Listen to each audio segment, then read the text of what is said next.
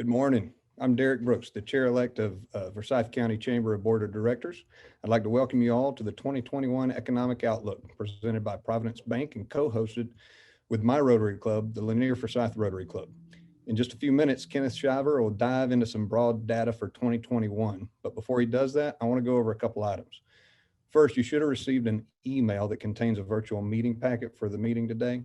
In that packet, you'll find more information about our speaker, the program format, and some information about our sponsors.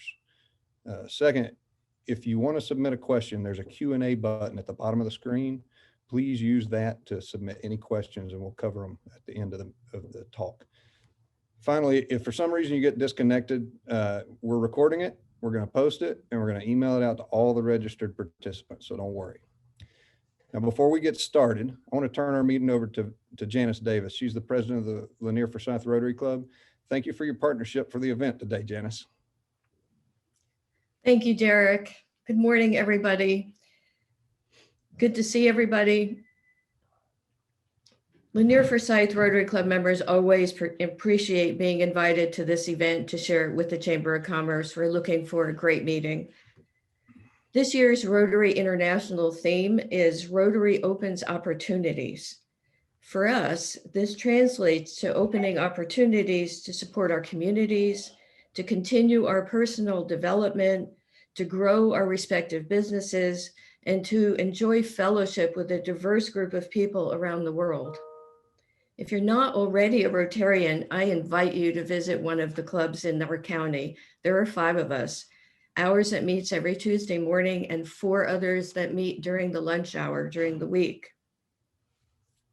Our Rotary Club website for more information is lanierforsythrotaryclub.org. And speaking of opportunities, in your packet today, you'll find an invitation to our upcoming fundraiser down in Derby. It will be held on May 1st in conjunction with the running of the Kentucky Derby. This year will be totally outdoor and socially distanced. It's a great party. It's a fun event to support great causes in our community. As always, 100% of the proceeds go to support local charities, and we hope you will consider joining us this year on May 1st. Now onto our program. Back to you, Derek. Thank you, Janice, and thank you again to the Lanier Forsyth Rotary for their partnership on this event. So 2020 was definitely a transformative year for your chamber. In 2019, we were great at putting on events. In 2020, we became a production company doing things like this. So since the founding of our organization in 1952, the Forsyth County Chamber has been a driver of growth, prosperity, and collaboration in our community. While 2020 presented us with the unexpected, your chamber was intentional in developing the focused plan to create meaningful outcomes that support local business and bolster our local economic recovery during the pandemic. Your chamber is goal-oriented and outcome-focused, and we'd like to share with you what we accomplished in 2020. In 2020, your chamber presented at the Transportation Research Board, hosted the Chairman's Cabinet Kickoff event, Georgian's first Chamber Roundtable, coordinated surprise visits to Teacher of the Year finalists, hosted the Chamber Economic Outlook Breakfast, the State of the County Luncheon, attended the RSA Conference, hosted the Celebration of Excellence Luncheon,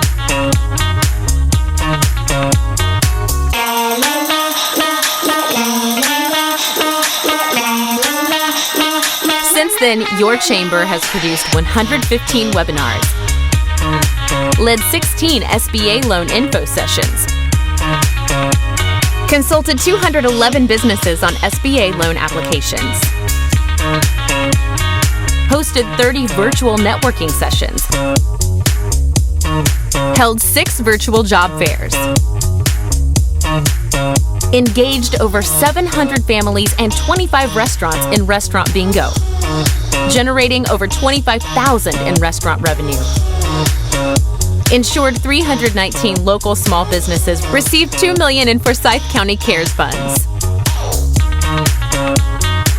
announced 21 developmental projects, worked on $109 million of new capital investments, fostered 528 new jobs, moved into one new home,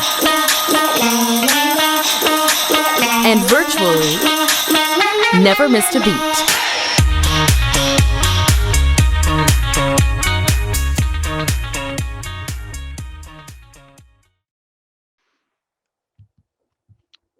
I'm so proud of all that our chamber accomplished last year, but I'm also excited about what lies ahead, particularly the additions that we're going to make to an already exceptional staff.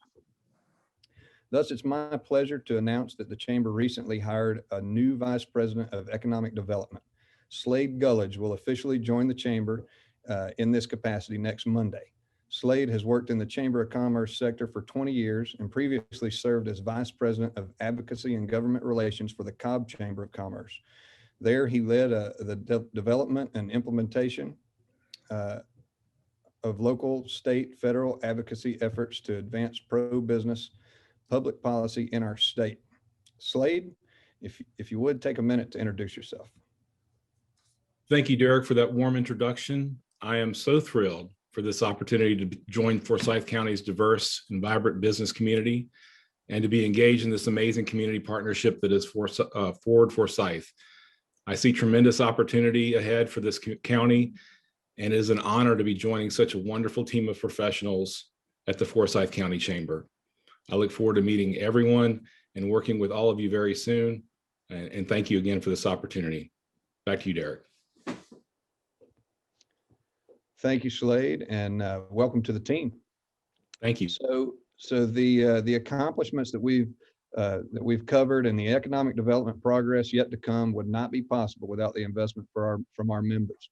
I'd like to thank the following companies for investing in our program today.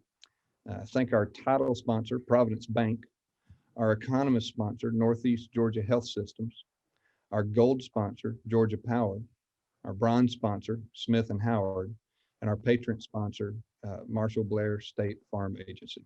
Thank you all for investing today. I'll now turn it over to our chamber board member, longtime supporter of our economic outlook, Drew Walker. He's the president of the Forsyth County branch of Providence Bank. He's going to give us our title sponsor remarks. Hello, my name is Andrew Walker, and I am the Forsyth County President for Providence Bank. We are excited to be the title sponsor for this year's Economic Outlook virtual meeting. This year holds the promise of renewed health and economic growth in our area. I'm confident about our community's future, and that's because I know and believe in the business owners of Forsyth County. Great things will continue to happen here.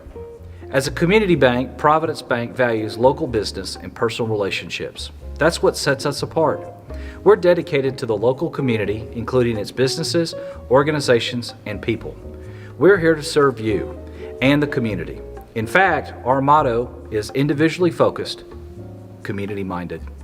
Established in 2006 in Alpharetta, Providence Bank in 2019 combined with two other community banks in South Metro Atlanta and South Georgia to form Heritage Southeast Bank. We operate under the local brand of Providence Bank, but have the power of HSB to provide commercial lending, SBA loans, consumer banking services, and first-class technology. Today, we are excited to announce that we are opening a new full-service branch in Cumming at 108 Canton Highway. Once open in the second quarter of 2021, we will be able to provide a full suite of banking services to the community. The branch will be located right around the corner from downtown Cumming, the Chamber, and the new City Center, convenient to many local businesses and neighborhoods. We are excited to be a part of this great community. Now, let's see what Ken has to say about our economic future. Thank you, Drew, and thank you to Providence Bank for your sponsorship of today's event. We're excited to have Providence Bank open in our backyard. I think it's fair to say I had some background music, but it was Freebird and it got nixed from the program. Anyhow, now I'd like to introduce our economist sponsor, Northeast Georgia Health Systems. They're going to share a little bit more about Kenneth Shiver. So please join me in welcoming Dr. Anu Valenki with Northeast Georgia Health Systems. Good morning. I'm Dr. Valanki from the Heart Center. part of Northeast Georgia Medical Center at the Sanders Road here in Cumming. It has been an honor to join the esteemed group of cardiologists in the fall last year. We are a comprehensive cardiac team that integrates clinical cardiology, cardiac imaging, interventional cardiology, electrophysiology, advanced heart failure, and heart transplant services, all seamlessly integrated at the same location. Over the years, I've developed passion and expertise in women's heart health, preventative cardiology, and arrhythmias. Now is the time to take care of your heart health by taking advantage of the preventative cardiac screening programs such as the coronary calcium score, stress testing, carotid artery screening, and echocardiograms. It's a pleasure to take care for this community, and I look forward to providing guideline-directed, personalized, and compassionate care for all your heart care needs. Thank you for this opportunity, and I wish all the residents of the Forsyth County a happy Heart Month. Without further ado, I'm proud to introduce today's speaker, Mr. Kenneth Shiver. Mr. Shiver serves as a Chief Economist and Director of Planning and Regulatory Support for the Atlanta-based Southern Company. In this role, he oversees the demand-side planning functions of the company, represents the company as a witness in its regulatory filings, and engages with the industry on current issues such as electrification, electric transportation, forecasting, pricing, energy efficiency, the economy, and utility planning. He is a graduate of University of West Georgia and did his master's in economics from Georgia State University and has over 30 years of experience within the industry. Now we'll turn over to Mr. Shiver for economic forecast. Well, good morning, everybody. Hope everybody's doing well today. All nice, sitting home, all relaxed, no suit and ties. I have managed to only wear a tie once in the past 12 months.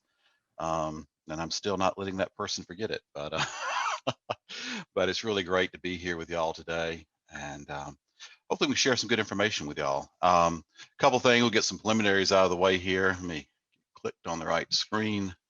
So just as normal, as I've mentioned before, the lawyers always like to have their 5 cents in this presentation, but just to kind of remind everybody, if you are interested more in Southern Company and what some of the things I'll be talking about today mean directly more to Southern Company, all this is consistent with what's in our 10K and annual filings. And you can go out to southerncompany.com to get access to all those SEC reports. So I have done my duty to the lawyers today. So just kind of remind everybody, most everybody's more familiar with Georgia Power Company, and Georgia Power Company is one of the 7 electric and natural gas utilities that Southern Company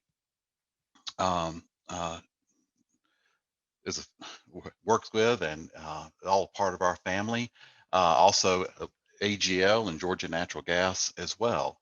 About 28,000 employees, and we have about 9 million customers we serve across the Southeast and really now across the U.S. as we serve customers up in Illinois and over in Virginia, and who have a lot of other projects across the U.S. One big thing I was just going to highlight at Southern, you probably be hearing a lot more about this as we come this next year with the new administration, but one of the things we've been looking on the past couple of years is how do we look to the future?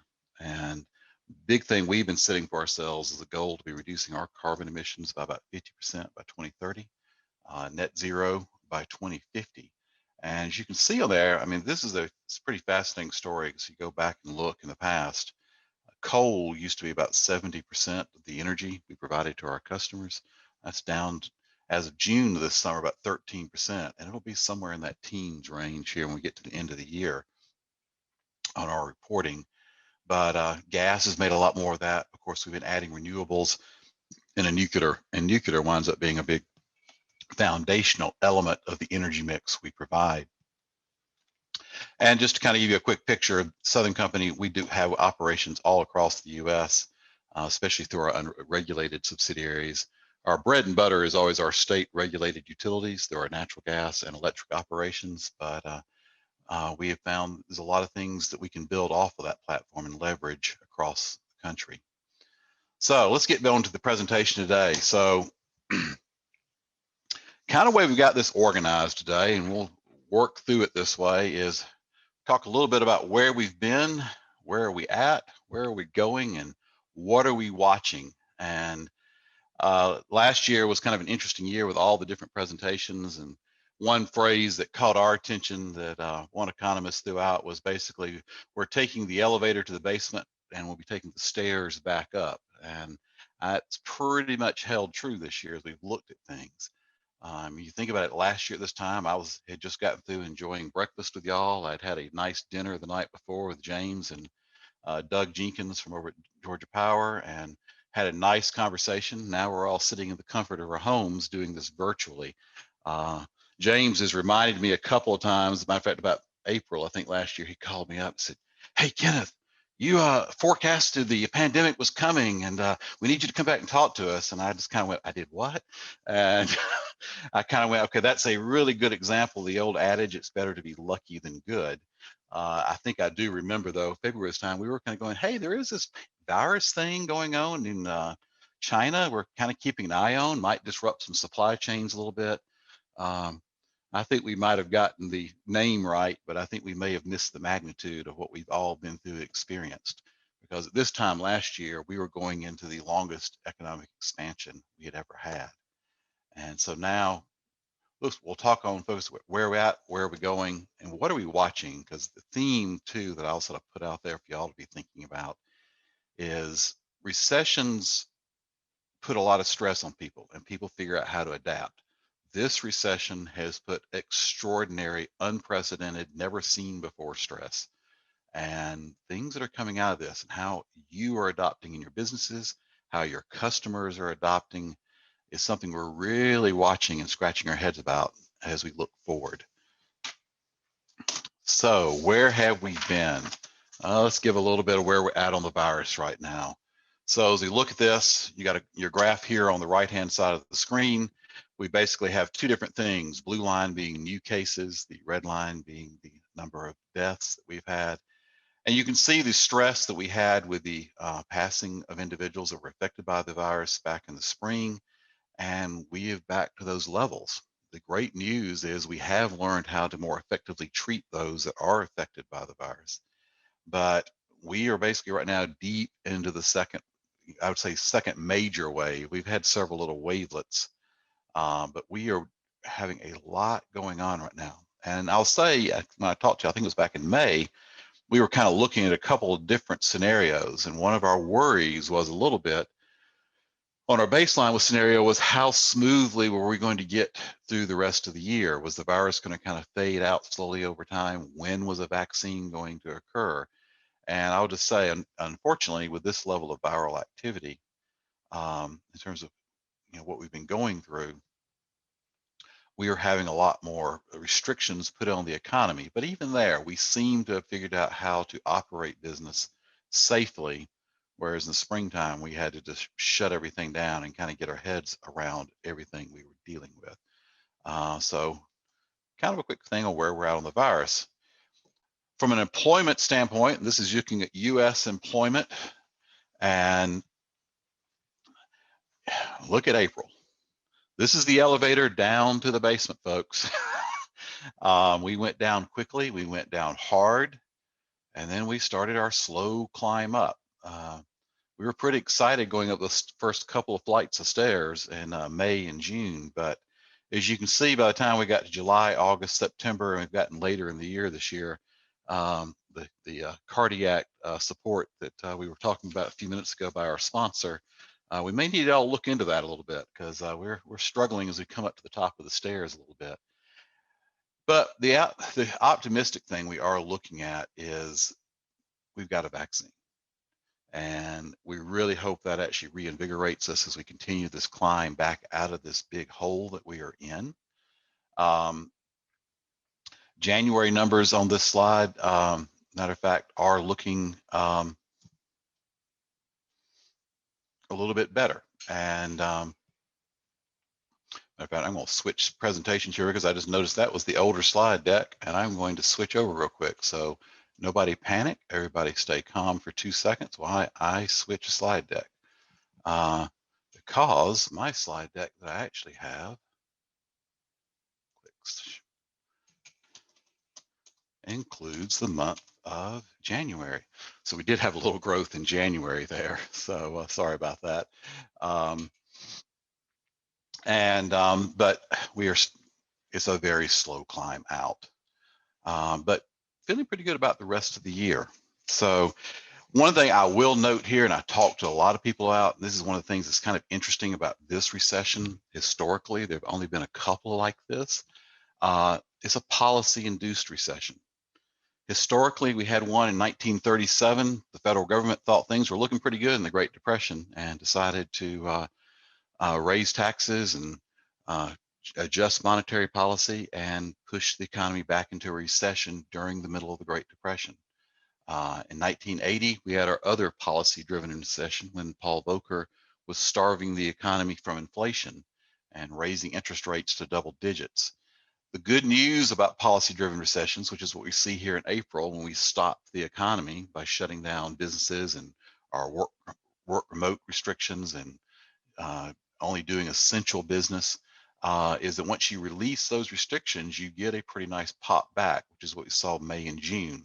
What we've been seeing the rest of the year is that overhang of the virus over our activities and crawling out from the hole that we created for us from the initial policy response.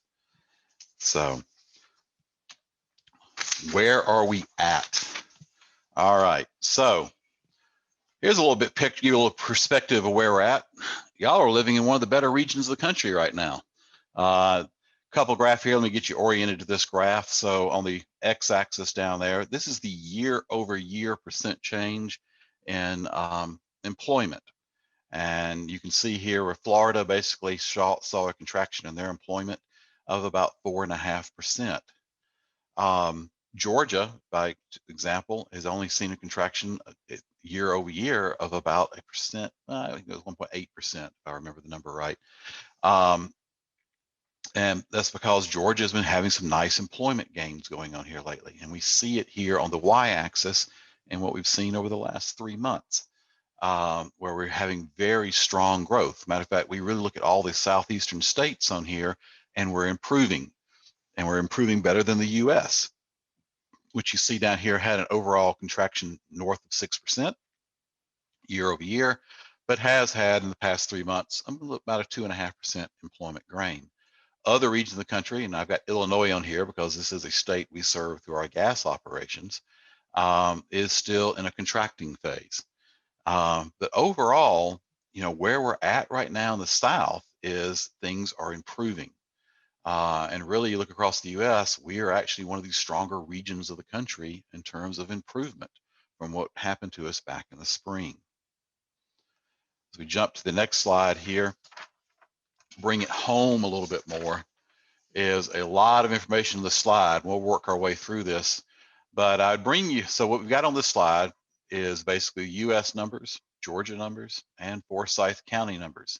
And you'll start noticing one of these does not look like the other, Forsyth County. And matter of fact, I would kind of point out to y'all as you kind of look around and kind of going, what are these people in the rest of the US talking about? You're living a very different experience than other parts of the country. Again, from an employment basis, you're actually seeing employment from 2019, what we expect to see in 2021, growing over that time period. Population, y'all hadn't really missed a beat on population, neither has the state of Georgia for that matter, but strong population growth continuing in Forsyth County. Georgia still continuing to exceed the US experience. Of course, population growth reads directly into household formation, but the other good news is real income. But even there at the US level, that's been kind of an interesting thing during this recession. Normally during recessions, you'll see wages and income decline. One of the things that's been very interesting in this session, we'll talk more about it a little later in this, is that wage growth has continued to be pretty strong. We've figured out how to do work for many folks, but there's a lot of folks also that have not been able to work during this. If you come around down the next graph down our lower left-hand side, this gives you a picture of over time what we've seen with the unemployment rate. And you can see where Forsyth has been leading Georgia, leading the nation on a very low unemployment rate. I mean, we were just about down to a 2% range prior to all this happening. Forsyth spiked up like everybody else when we shut down the economy, but not quite as big as everybody else, and has generally improved, just like the state of Georgia did not spike up quite as big as the US. And a lot of that's been that policy balance. When how much do you shut the economy down versus how do you figure out how to keep working in a safe manner? And there's just been a very, balancing that picture has been the struggle of policymakers in this. But at the end of the day, when we get into the end of the year, the balance we have hit here in Georgia and in Forsyth County has resulted in low unemployment. Matter of fact, when you start talking about unemployment in the 4% range, or for Georgia up in the 5% range, you're getting close to what you normally think about as full employment. Now, that number, I will just highlight a little bit, and something we can talk about more if you have interest in it, is a little skewed because there are a lot of people that have left the labor force. Now, what do I mean by that? When we talk about unemployment, the way they figure that out is they figure out how many people are interested in working. That's defined as being the labor force. And they literally knock on your door and say, are you looking for a job? And if you say, yes, I'm looking for a job, are you employed? And you say, no, you're part of the labor force. Now, if you knock on your door and they say, are you employed? And you say no, and they ask you, are you looking for a job? And you say no, you're not counted as part of the unemployment rate. And so we've had some shrinkage in the labor force out there that we're really trying to figure out, what does that mean long term? Because a smaller labor force means we're able to support less economic activity. Now, the question mark is the virus is under control with the vaccine, do more people re-enter the workforce, which will actually allow us to grow a little faster with less upward pressure on prices and wages? But this unemployment thing, which is a lagging indicator, is doing very well, both for Georgia and Forsyth, and really for the US, just a slower recovery picture. Last two graphs I'd point to, and I'm really going to focus on the one in the lower right-hand slide here. This is from the state of Georgia, and I shamelessly borrowed it from them. And I would just point out the colors on this are a little confusing. If you see orange on this chart, those are the counties that are having the most unemployment. Green is the next level of unemployment. Yellow is the pretty low levels of unemployment, and white is the very low levels of unemployment. And you'll notice Forsyth County is up there, and a lot of those other North Georgia counties with very low levels of unemployment. Again, just the experience that you're having day to day, I would say, is very different than what your neighbors are having in other parts of the state and other parts of the country as well. We've all been through a big shock, but the experience of going through that shock has been very different. And honestly, we've had a little bit better experience here in the state of Georgia overall from an economic standpoint. So again, a lot of information on this, but one big thing is Georgia has had the second highest payroll gains in the US during December, adding 44,700 jobs, which is really great to the policy leadership we've had here in the state, and trying to give business some confidence in what's going to be happening out there. All right, so we've covered where have we been, where are we at? So where are we going? So jumping back to employment, nice picture of the US here, and look at the different colors on here. Again, white is your best color on here, and those are states that are expected to get to pre-recession peak of employment this year. Now, I'll remind folks, we're going to talk about things because the economic activity we expect to kind of get back to pre-recession levels in 2021, but employment is usually a lagging indicator. So when we get now to the Southeast and you look at the blue states on here, we're looking at 2022, but still very good. And as I mentioned earlier, the Southeast especially is leading the US in terms of recovery out of this.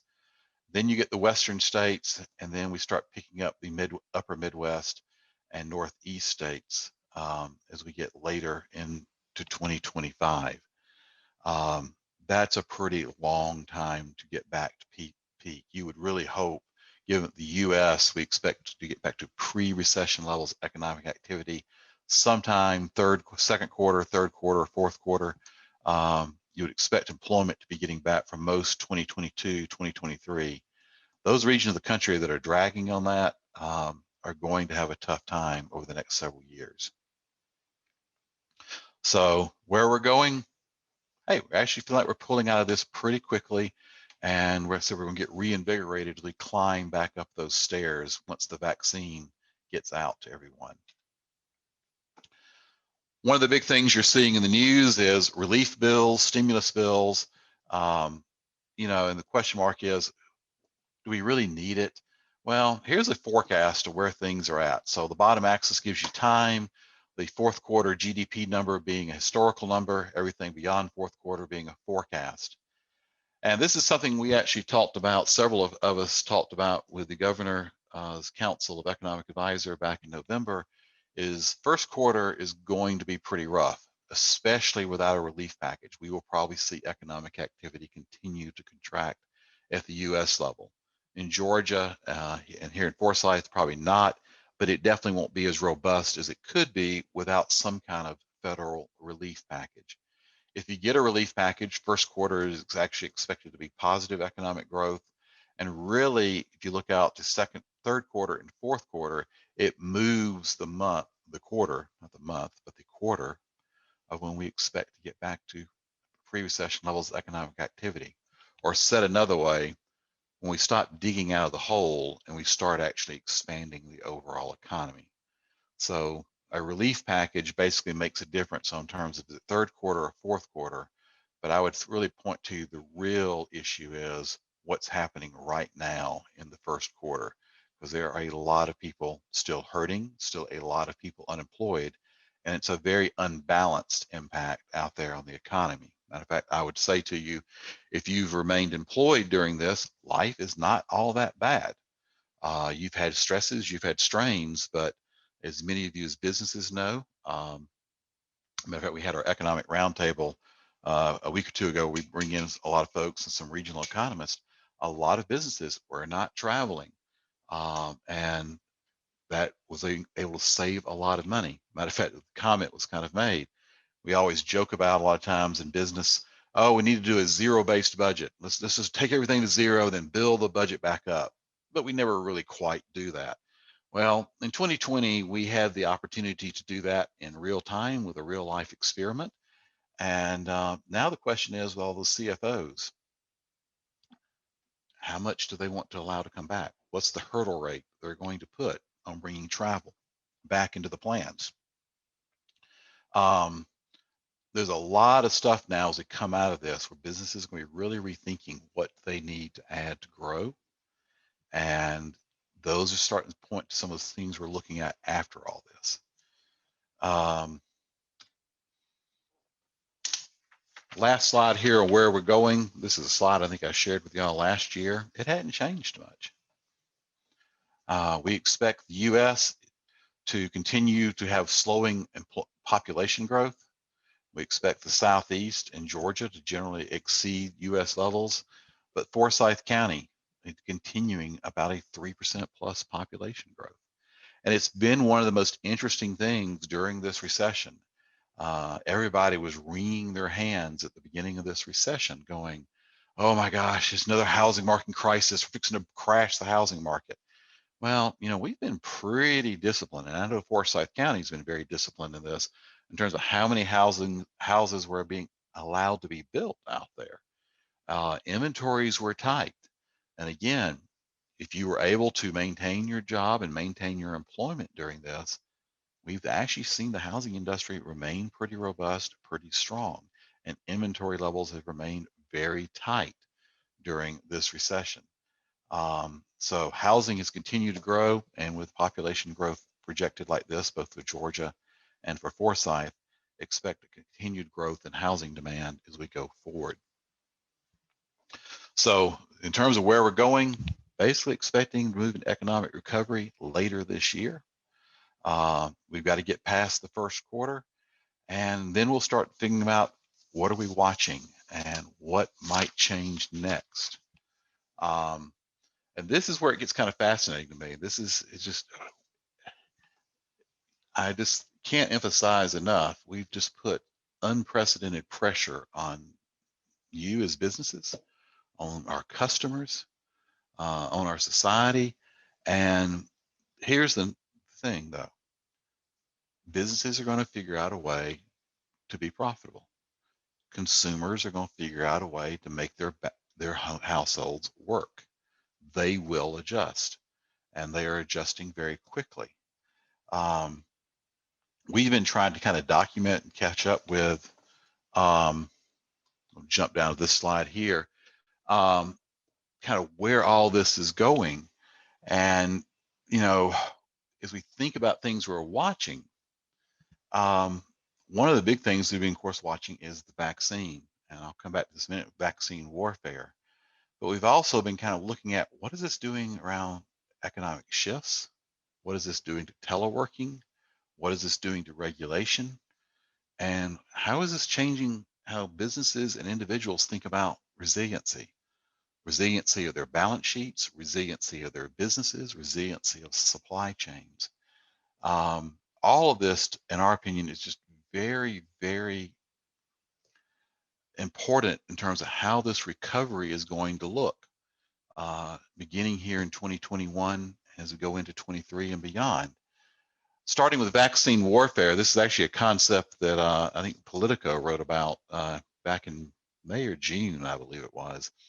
I thought it was kind of interesting because we always talk about, you know, economic competitiveness and this country versus that country.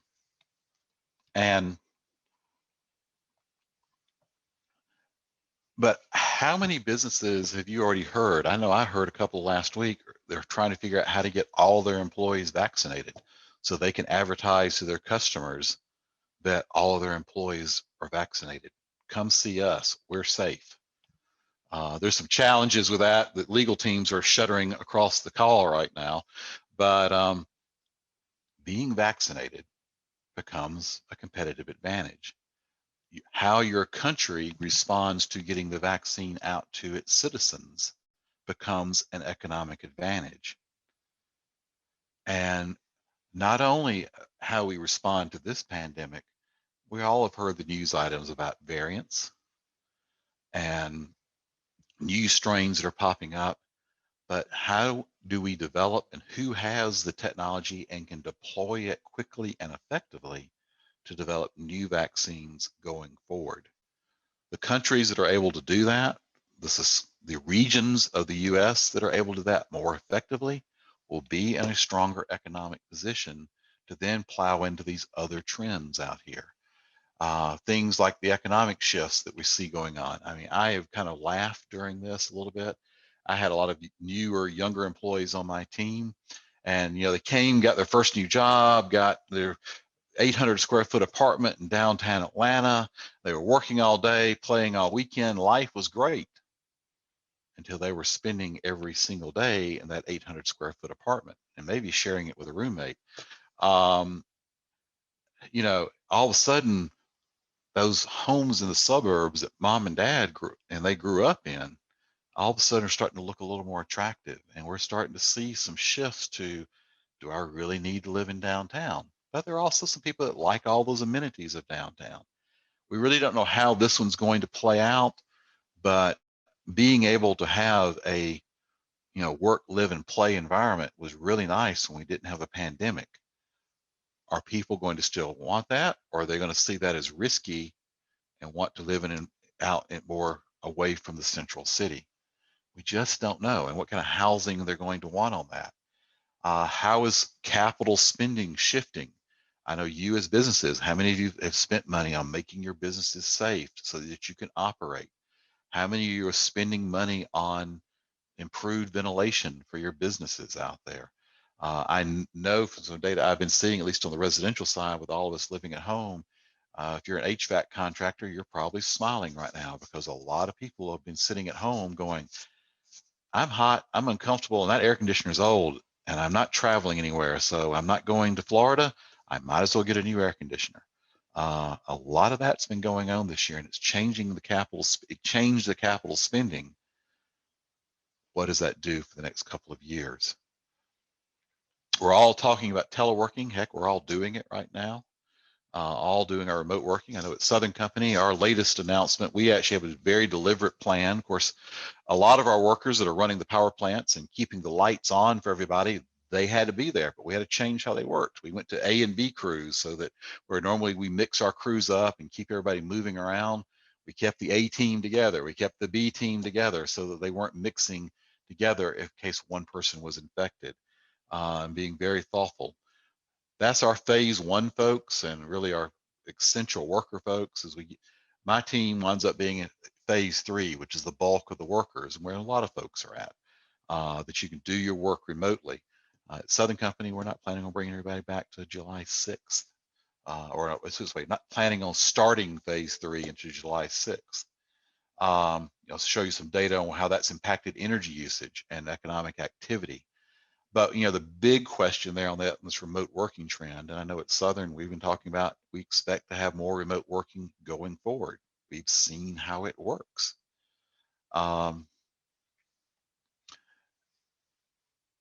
What is it going to do to office demand? I was talking to James a little bit a couple days ago. Office demand has remained very high in Forsyth, which is kind of interesting because a lot of businesses are kind of going, if my workers are working remotely, do I need to be in the central city, or is it better to have my workers more in a location where it's a better community to live in, a little more relaxed pace? Those are the question marks that we really have answers to. I think the only trend that I'm kind of getting consistent things on, and this is coming out of a couple things, James kind of mentioned it, and then I've talked to a company that's building their new headquarters in downtown Atlanta, is that they were kind of reevaluated it and really didn't have a big remote working policy prior to all this, but they're planning on having one going forward, but don't really expect to change the amount of office demand they need, but they are looking at how to make that office space more flexible, more adaptable to changing needs. And James is, I know, kind of echoing that same theme in some of the office space y'all have got up in Forsyth County. Everybody's wants space, but they don't know exactly how they want that space configured. Those are the things we're looking at right now. Change in shopping patterns, I just can't, I'll show you some more data on that in a minute. We're just teaching people how to work differently. Regulation side, of course, we have a new administration, but one of the things I will point out to is, what is our safety net out there? Because a lot of customers I know that we serve were having to shut down operations, not directly because of the coronavirus, but because their employees didn't have childcare, because the schools were shut down and they couldn't send the kids to the grandparents because of worrying about making them sick. And so they couldn't run the lines because they didn't have childcare. What kind of things are consumers going to demand? What kind of things are businesses going to demand to de-risk their business from a going forward basis? Finally, just resiliency. There was an interesting study out of McKinsey that pointed, they did some work looking back, that basically every 3 years, we're having a supply chain disruption lasting a month or more. That's not a model, it's not a forecast, real historical experience.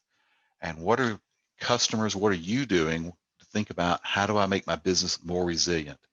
And this struck me really hard. This was back in April. I was talking to a group of businesses through our industry group, and this was a group that was considered non-essential, so their doors were closed. And they were just sort of sharing how weird all this was, in that they were a week and a half into planning what they were how they were going to manage things and deal with the pandemic, when it all of a sudden hit them, we don't have an online presence. We will have no revenue coming in the door until we reopen the doors of our stores. What the pandemic did to their business models, just so far off. Nobody thought about having to do business remotely, having to do business online. Some had, and those are the ones that have been able to pull ahead and do very, very well this year.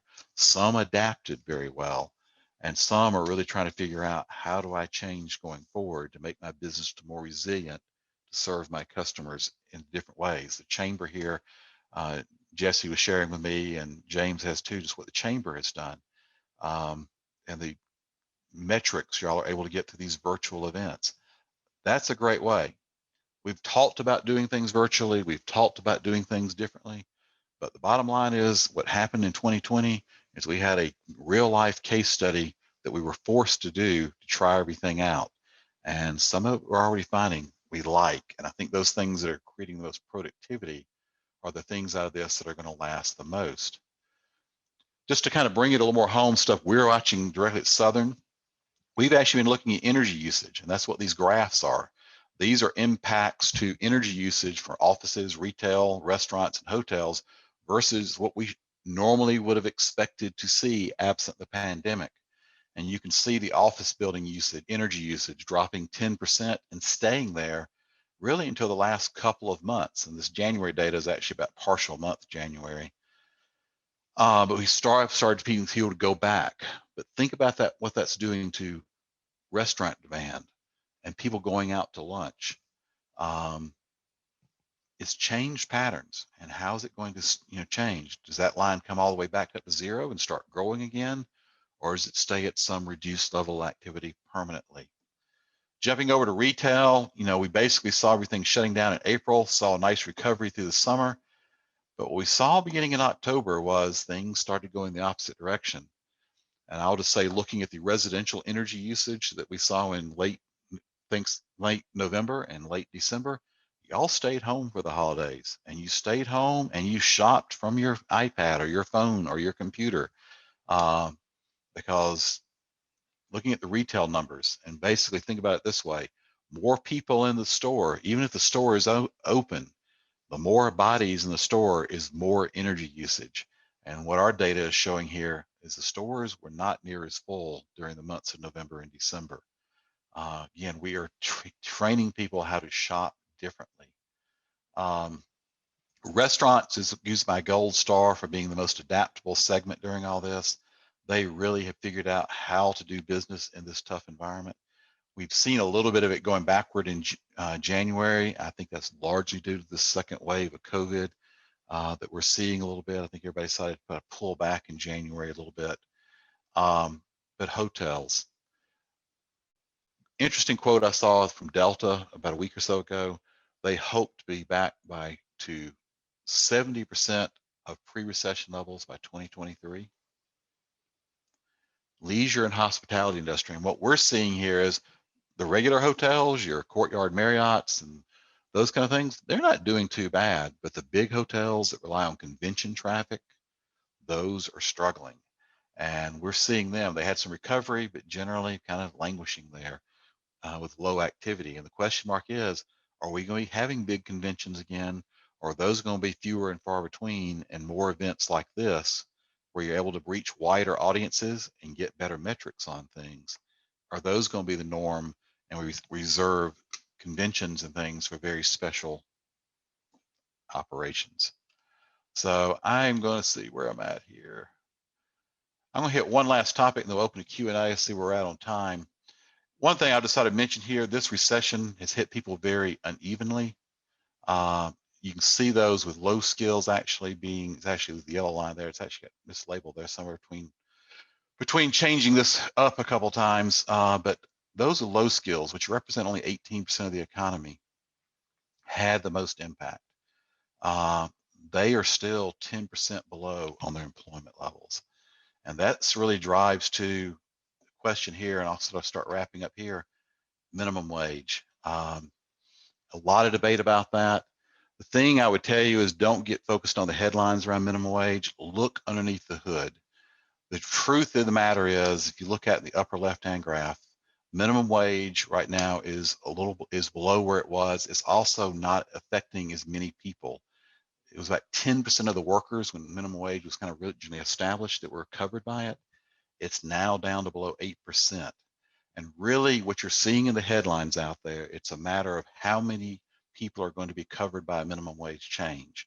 Going to $15 gets you above the historical norm of how many people are covered.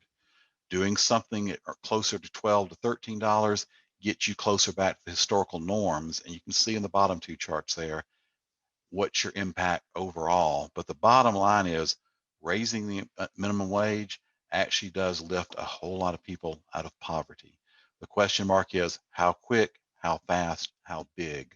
And I would just encourage folks to look beyond the headlines and the Congressional Budget Office is a pretty good place to look for on that. I'm going to jump to the last slide here and just say these are a lot of things we're looking at into 2021. I've covered a lot of these in the conversation here. I want to give plenty of time for Q&A. So Derek, I'm going to stop there and we'll move over to Q&A, and you see this. I'll leave this last slide up here and we'll go from there. Right? Or do I need to stop sharing? I think you're fine as long as they can hear us. Oh, no, All right. Alex is going to tell us how it's supposed to work, but what he wants up there. So we got some great questions here. We got about 10 minutes or so left to answer them. So I'm just going to start kind of in the order they were asked way back at the beginning when you were talking about unemployment. We got one question. How many of the jobs, I'll just read it the way it's worded and hopefully that's enough. How many of the jobs can be turned back on versus recreated concerning unemployment? You know, a lot of them, you look at that graph I was showing a moment ago on just low skill jobs, a lot of them can be turned back on pretty quickly. The problem is a lot of those jobs where the biggest impact is on the unemployment rate is low skill jobs. And the question mark is how quickly are those leisure and hospitality jobs going to come back? That was the sector that really got hit the hardest with all this. And they can come back pretty quickly. All you got to do is have a Super Bowl in downtown Atlanta.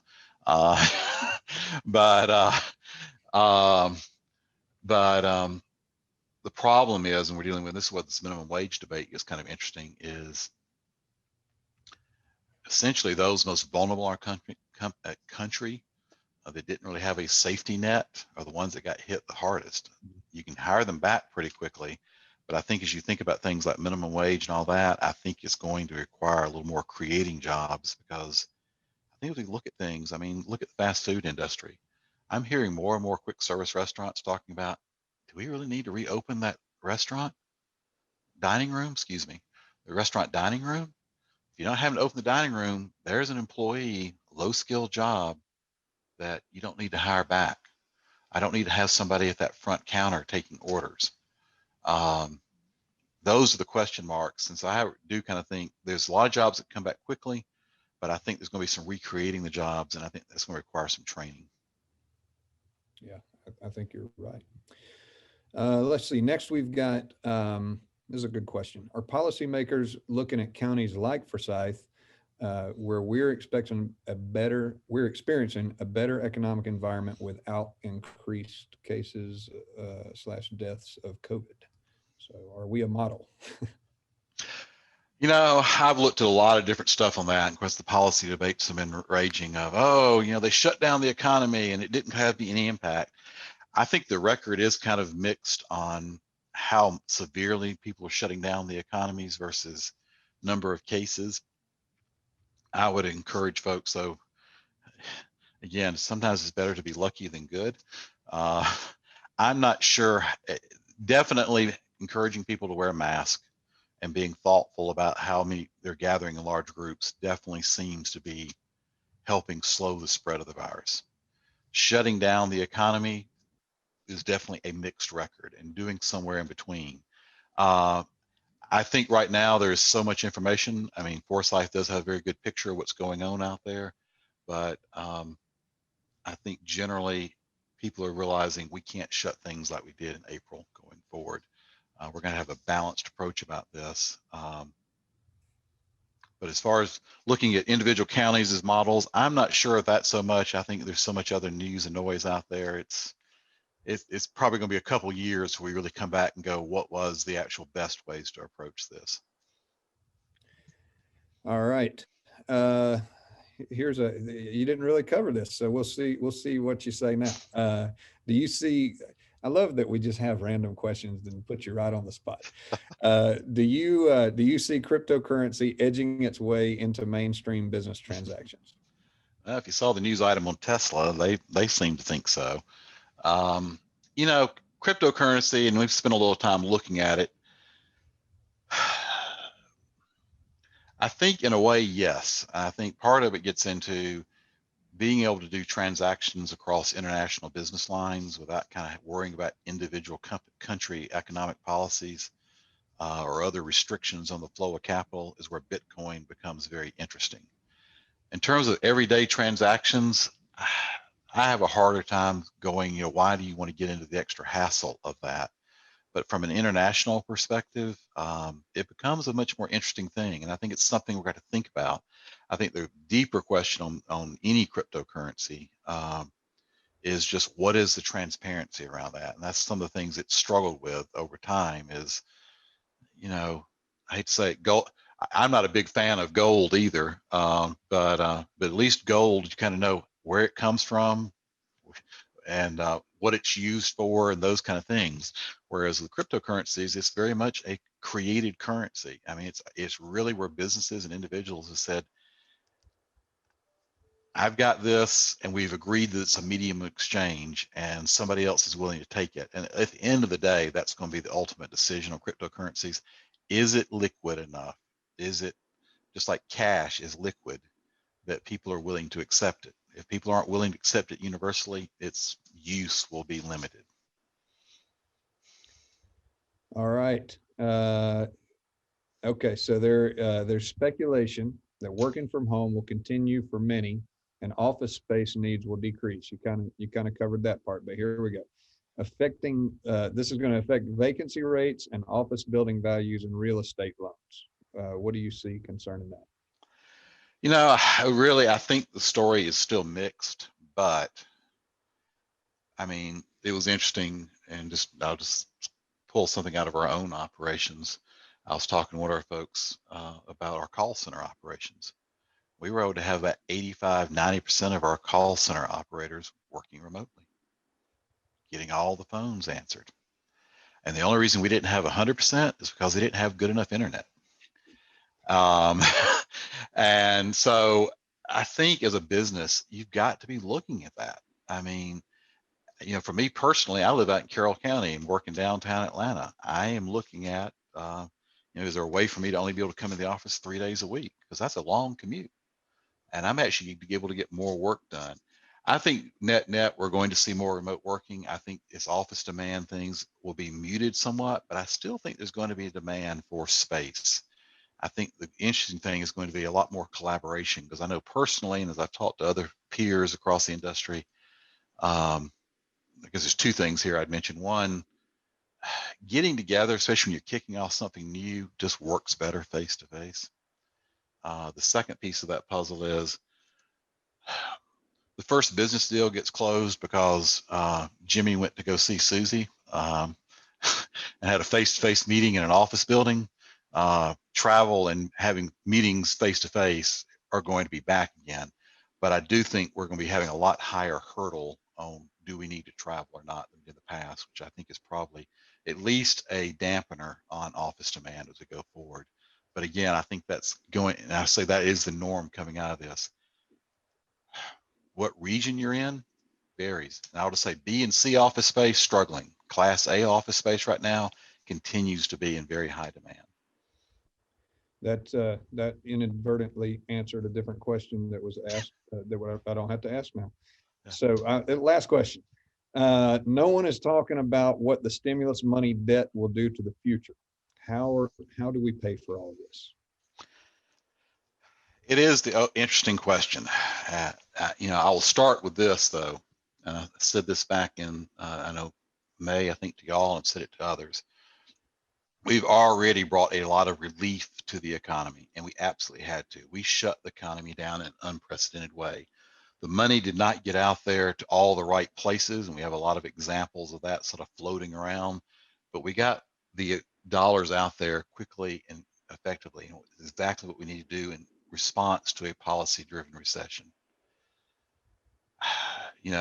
Where you're at and how you see things will sort of determine how you think things are going to go. I definitely think there needs to be some continued stimulus or relief spending, however you want to call it, because we just have a lot of folks in our economy that are particularly vulnerable. And if they are not having some way to get from point A to point B to either be retrained or to get the economy back to where those jobs are there again, that's a huge unaffected part of the population. And we may not see it within certain bubbles that we all live in, but it's a part of our society. And, you know, we are going to have to pay for it. And the bottom line of that is we're borrowing from the future. And when you borrow from the future, you're going to have to pay for it, which probably means higher taxes. The real question mark is, and this is how we paid for our deficits coming out of World War II and deficit in the past, is how do we grow the economy? And that's where businesses become very, very important, is making sure that we're being in the policy debates to make sure things are growing the economy effectively. If we can grow the economy effectively, dealing with this large amount of debt, we can manage. And I'll just add one last note. Compared to other parts of the world, we're still doing the best. You may say we're soaring among turkeys, but we can probably manage it as a U.S. economy better than any other region, but it definitely is something that it will be a damper and definitely be entering the policy debates as we go forward, because it probably means higher taxes. But we need to make sure we're not doing too much with higher taxes, but also being smart about how do we encourage economic activity to grow. That's great. Well, Kenneth, that's I always enjoy hearing your data-driven information. It's always exciting to me. So thank you. And that's all the time we got for this stuff today. On behalf of the Chamber, I'd like to thank everyone for joining us today. A special thank you to all our sponsors and again to Kenneth for spending your valuable time with us. Before we close the meeting, I'd like to bring back Drew Walker with Providence Bank to give us some closing remarks. On behalf of Providence Bank, I would like to thank all of you for attending the 2021 Economic Virtual Meeting. I wish each and every one of you an absolute wonderful year ahead. Thank you.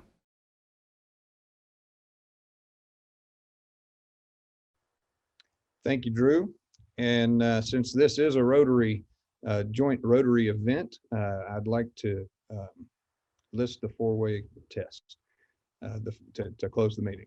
The four-way test of the things we think, say, or do. First, is it the truth? Second, is it fair to all concerned? Third, will it build goodwill and better friendships? And fourth, will it be beneficial to all concerned? Thank you all for joining us and have a great day.